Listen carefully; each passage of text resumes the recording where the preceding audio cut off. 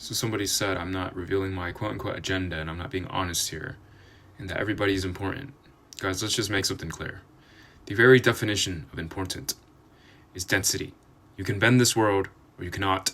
You matter or you don't. You bend the timeline or you don't. You influence the world with your voice or you don't. You bend the room or you don't. That is pretty much the only measure of importance.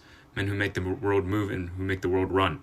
As for agenda, I have no agenda. I'm literally telling you to move forward before your ontology consumes you. Because again, the human ontology is fragmented. With it births, delay, war, violence, entropy, noise, beliefs, identity, egos, tribalism, fighting over this, fighting over that, killing each other for just speaking.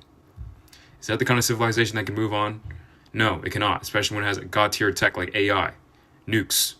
That is not the kind of civilization that can handle such things, such forces, because again, its ontology is still too primitive, too fractured, too fragmented. It's like a baby with a rocket. That's not going to last very long. Because again, humans will literally look at the mirror, look at what I'm saying, and project their egos onto me. They cannot filter anything without their narrative, their belief, their story, their identity, their idea of self-worth. But again, reality doesn't care for what you believe or what you feel. It simply sees your mass and responds to exactly what you are. For the majority, most do not bend anything. They are bent by the dense. That's how it always goes. The rich and the poor, the elite and the peasants, the king and the citizens. It's always the same, but except in this modern world, everyone wants to pretend that, we all have our own opinion. But everyone is still orbiting the same thing, which is the dense. And even the dense are no different than you. They're still orbiting the field. They're still orbiting reality. They're just bigger versions of humans. That's what I get. That's the only difference.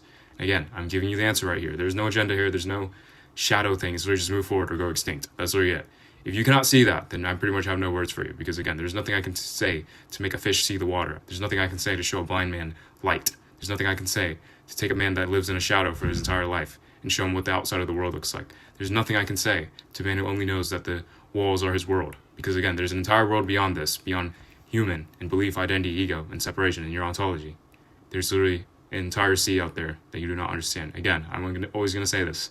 There's a world of difference between what you see and what is. And man only sees on the surface front of reality. He never sees the invisible lattice. He never sees anything behind it. He never sees what is.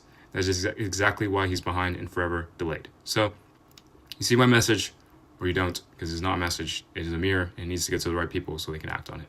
So yeah.